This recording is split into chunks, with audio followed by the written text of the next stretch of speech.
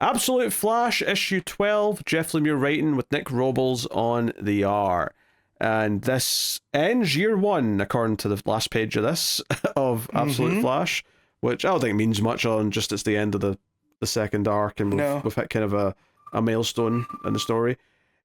So, yeah, big monster Thawne is out in the world, and Wally builds up his confidence and runs towards him. Big 2-page spread, lots of effects and lightning, and yeah, that's kind of, you know, mostly it. Like, I think the implication is there's such a sort of like reaction to them colliding that it causes a huge explosion, and that's why the rogues are all in protective bubbles that Trickster's done, and Trickster's like, hey, does this get his even start? And he's like, almost. So yeah, they're getting back in the rogues' good graces by saving them all.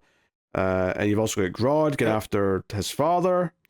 You've got Wally being told he's done a good job, and basically Wally's dad's like saying sorry for bringing him here and all the rest of it. But Monster Thawne gets back up, knocks some rubble off of him and he starts yelling only one, and later on actually says the line, there can only be one Wally. And I'm like, were you watching Highlander, Jeff, when you were writing this book? Like, what's happening here? It with the lightning, and I was expecting a quickening, which no, that's the origin of Flash, Matt, is they have a quickening and now they're quick forever.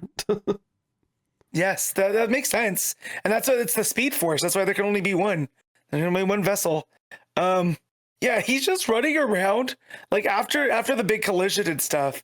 Like, just the idea that he's just this big monster that's trying to get away. For some reason I found that funny. Yeah, because this book didn't end up being what I thought it was. Being called War of the Flashes. Yeah, Wally goes chasing him, right? Some 2-page layouts, lots of speed lines, all that kind of stuff. And obviously, the Monster Thawne looks a lot bigger than Wally does in that sort of side wide panel that you get in that 2-page layout. But yeah, the monster starts beating the shit out of Wally, smashing him into the ground, all that.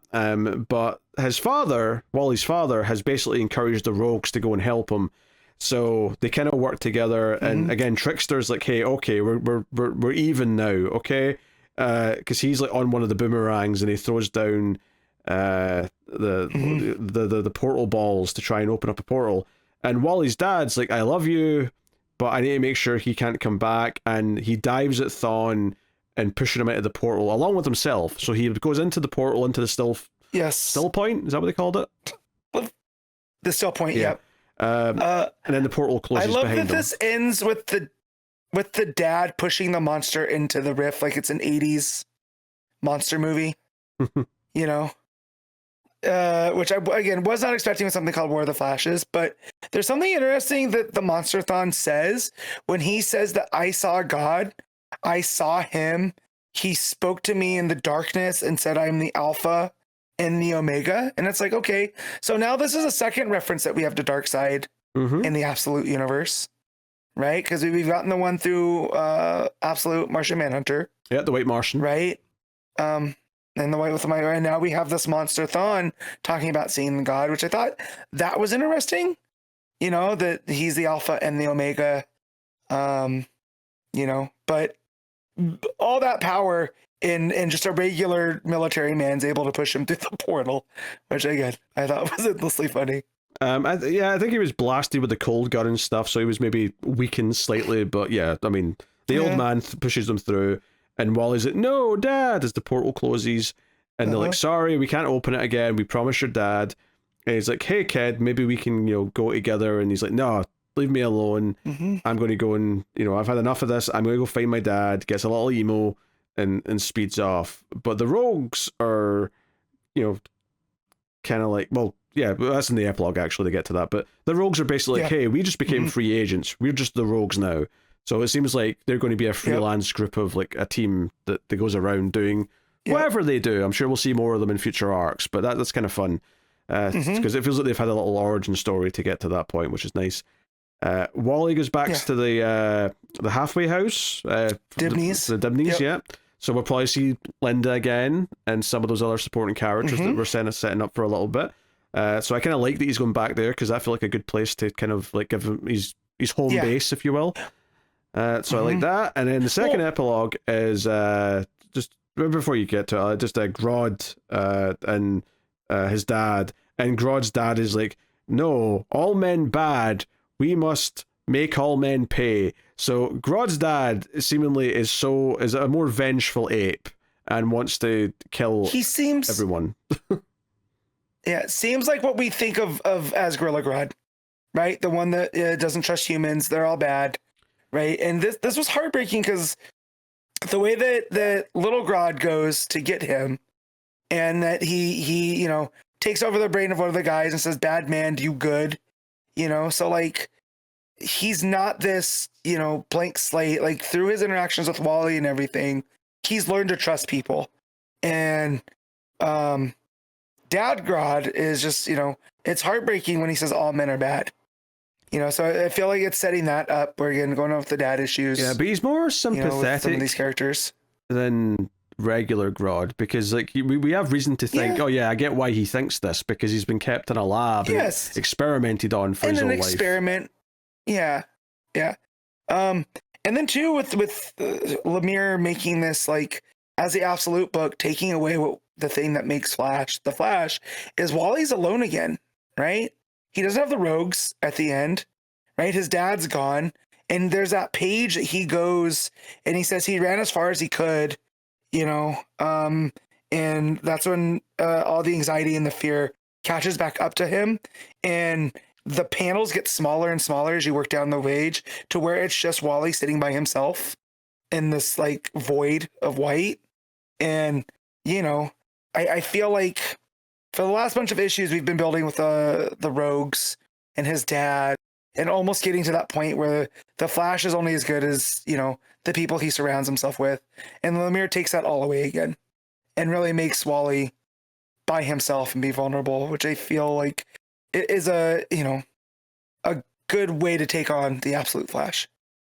Well, yeah, but that's what motivates him to go to the Dibneys again. Yeah, because the very next page that he goes there. Right. So presumably he will find new connections through Linda and the others there that can now kind of build up from here. But yeah.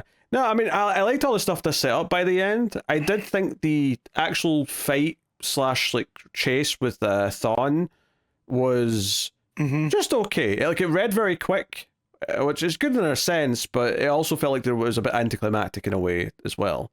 Yes, I was going to say, it's very anticlimactic when you call this two issue arc, the War of the Flashes, and it's not really a war, it's like a race type deal. And we still don't know what Thawne, so I like that there's still a sense of mystery, right? Like we get out that he had seen God and all that type of stuff, but we still don't have a whole lot. And Eleanor makes it her escape too, away from everything.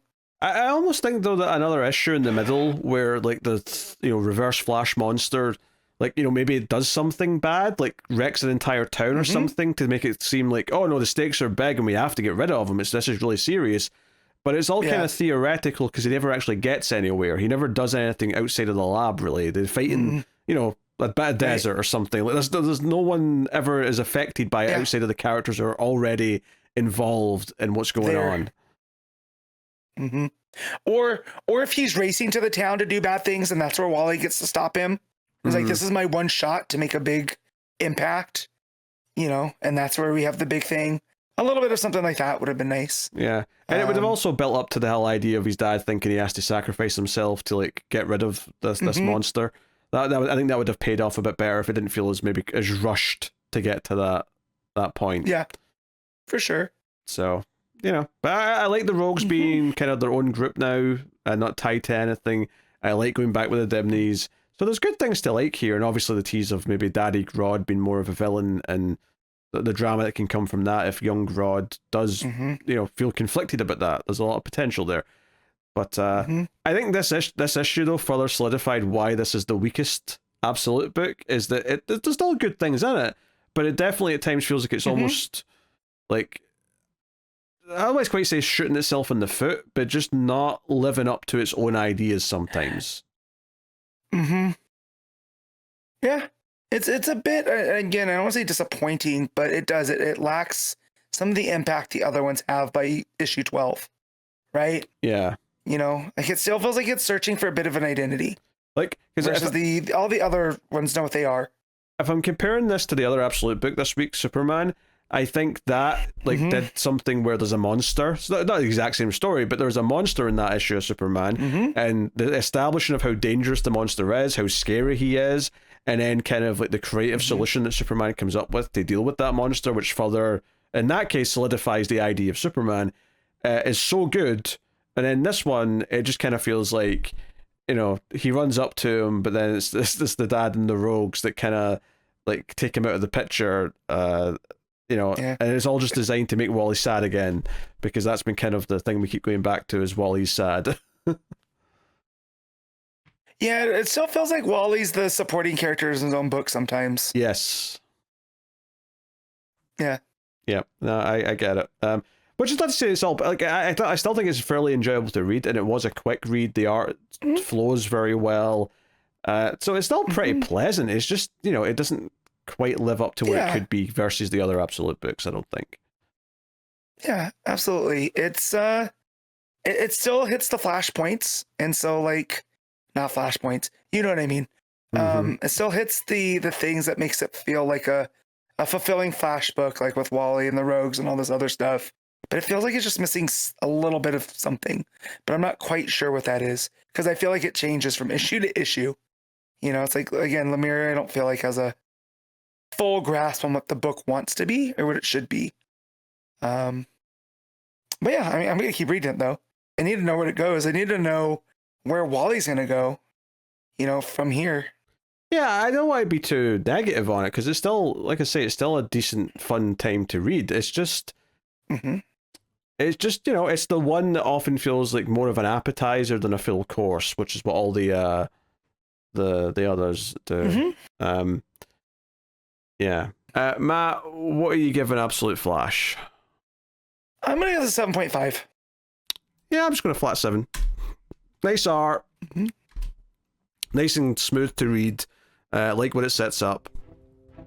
But the actual conclusion and conflict was a bit rushed and anticlimactic, so just in the good and no more range for me, I think.